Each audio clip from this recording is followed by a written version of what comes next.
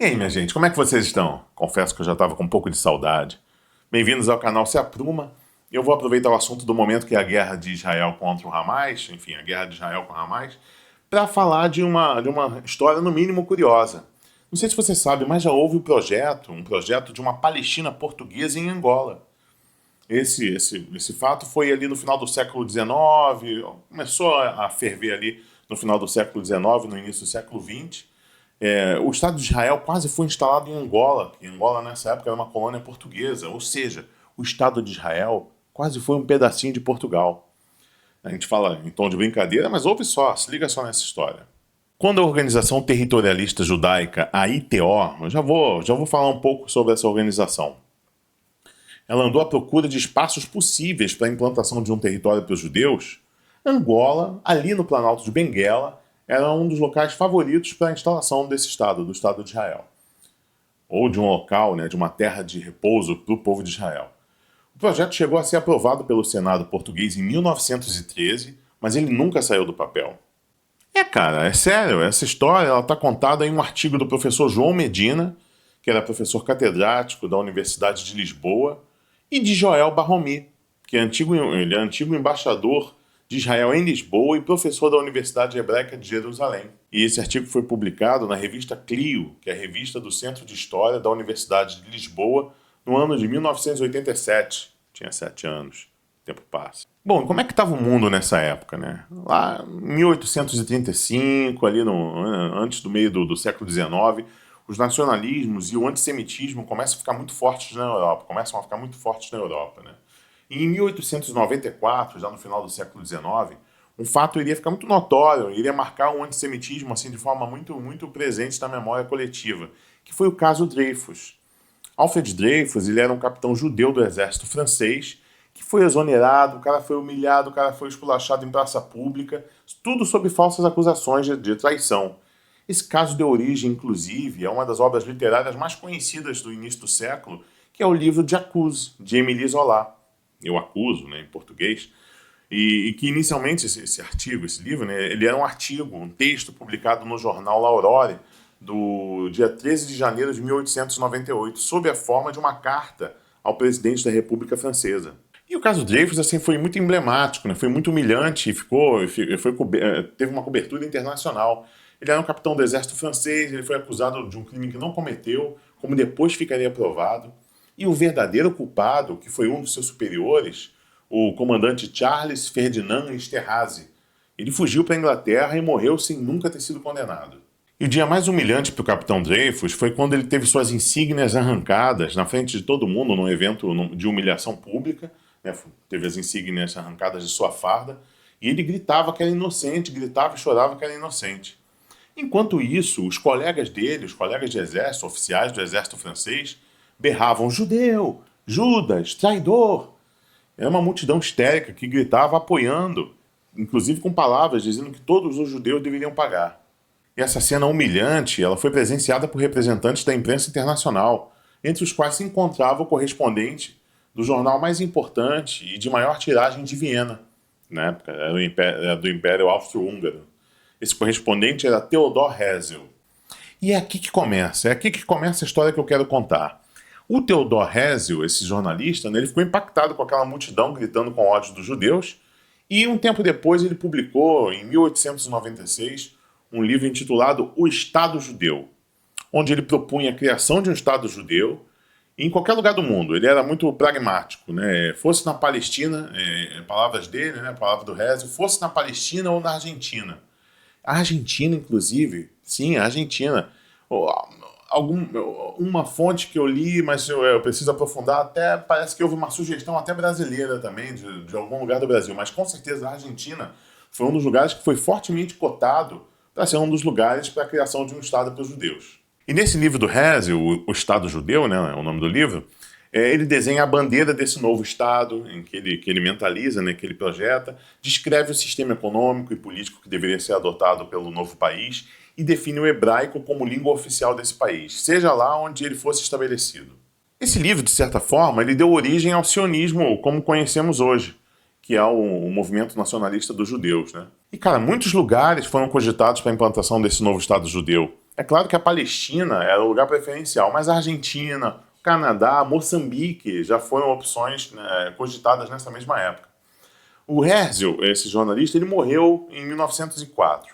E um ano depois da morte dele, em 1905, aconteceu o sétimo Congresso Sionista, que foi o primeiro congresso que aconteceu sem a presença do fundador, do Herzl, né? E ali foi analisado, nesse congresso, foi analisado um relatório final sobre estabelecer uma coisa que eles chamavam de terra de asilo, né? Sobre estabelecer uma terra de asilo para os judeus em Angola, que seria uma espécie de colônia de judeus dentro de uma colônia portuguesa. Mas já te dou um spoiler que nessa altura, no ano de 2023, não é nenhuma novidade para você. A opção de Angola foi rejeitada pelos chamados sionistas de Sião, entre os quais, né, entre os sionistas de Sião, estava o Chaim Weizmann, que foi um dos maiores responsáveis pela Declaração Balfour, de alguns anos depois, de 1917, e ele viria a ser o primeiro presidente do Estado de Israel. Para esse grupo que negou a opção de Angola, né, os sionistas de Sião, o objetivo era o retorno à Palestina e nenhum outro lugar do mundo serviria, poderia substituir a Palestina. Eles eram radicais nesse sentido de querer voltar especificamente para a Palestina. Mas o Congresso não foi unânime. Teve uma minoria importante nesse Congresso, encabeçada pelo escritor Israel Zangwill, que defendeu a necessidade imediata da criação de um Estado judaico autônomo em qualquer parte do mundo. O Israel Zangwill, então, e seu grupo, né, eles vão fundar a ITO, aquela organização que eu falei no início, né, que é a Organização Territorialista Judaica, que tinha sede em Londres, e que vai existir até a aprovação da Declaração Balfour, em 1917, que vai enterrar qualquer outro tipo de plano que não seja a Palestina como local para o Estado de Israel. A Declaração Balfour, né, ela se refere à intenção do governo britânico de facilitar o estabelecimento do lar nacional judeu na Palestina, caso a Inglaterra conseguisse derrotar o Império Otomano. Era uma intenção, mas que veio realmente a se consolidar com a queda do Império Otomano, e tombou. Bom, mas isso foi em 1917. Antes disso, ainda em 1905, a Palestina ainda era uma possibilidade muito remota. E a Organização Territorialista Judaica, a ITO, né, ITO, ela procurava vários lugares do mundo para criar um Estado judeu. E um desses lugares foi Angola, especificamente no Planalto de Benguela. O interesse judaico nos territórios coloniais portugueses já vinha de longa data. No século XIX ainda, em 1886, um judeu muito importante de Lisboa, chamado Abraham Anahori, ele tinha proposto Angola como um possível destino de uma imigração judaica maciça. Só que a Aliança Israelita Universal, ela não quis patrocinar essa ideia. Isso foi no final do século XIX. E mais tarde, em maio de 1903, época em que o regime de Portugal ainda era uma monarquia, o próprio Theodor Herzl, ele chegou a se encontrar com um representante português em Viena, que era o Conde de Paraty, para estudar a hipótese de se estabelecer uma colônia judaica em Moçambique. Só que essa tentativa também não deu em nada. Foi preciso, então, a queda da monarquia em Portugal e a instalação da Primeira República Portuguesa em 1910 para que essa hipótese de Angola viesse a ser encarada de uma forma mais séria. E a articulação para que o governo português aceitasse ceder um pedaço de Angola, que isso não era uma decisão fácil, não era um pedido que iria ser concedido sem resistência, né? Então essa articulação envolveu muitos poderosos portugueses, desde comerciantes ricos até políticos influentes, gente que tinha, somente judeus ricos que tinham terras e negócios em Angola. E o principal patrocinador dessa iniciativa de Angola, né, foi o Wolf Terló, que era um judeu russo nascido em Odessa em 1877, que também era enólogo. E o Wolf Terló, ele teve ligado a alguns projetos vinícolas de um cara chamado Barão Maurice de Rich, lá na Palestina. Projetos vinícolas desse Barão Maurice de Rich na Palestina. Esse cara, inclusive, o Barão Maurice de Rich, ele merece um vídeo só para ele. Ele foi um filantropo que ele ajudou a levar centenas de famílias de judeus para o Brasil, para o sul do Brasil, na região fronteiriça do Rio Grande do Sul, enfim.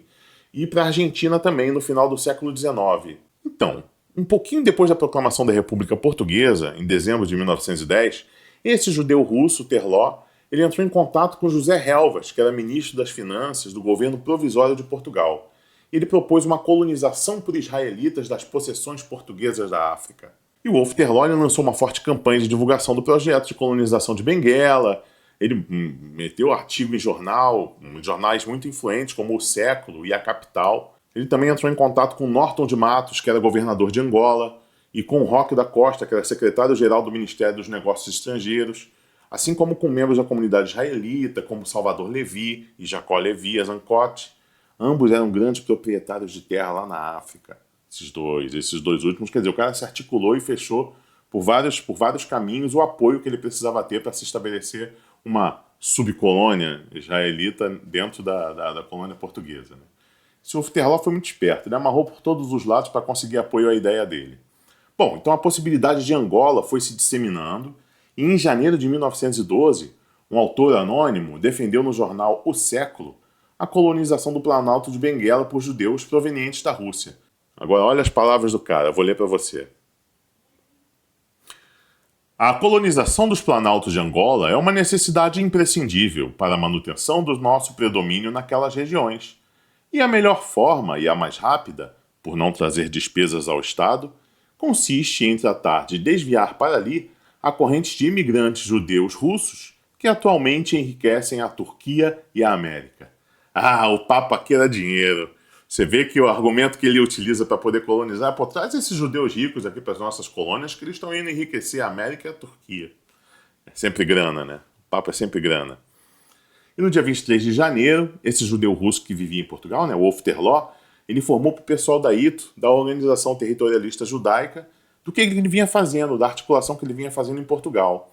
E no dia 1º de fevereiro de 1912, é apresentado um projeto-lei pelo deputado Manuel Bravo, à Câmara dos Deputados de Portugal.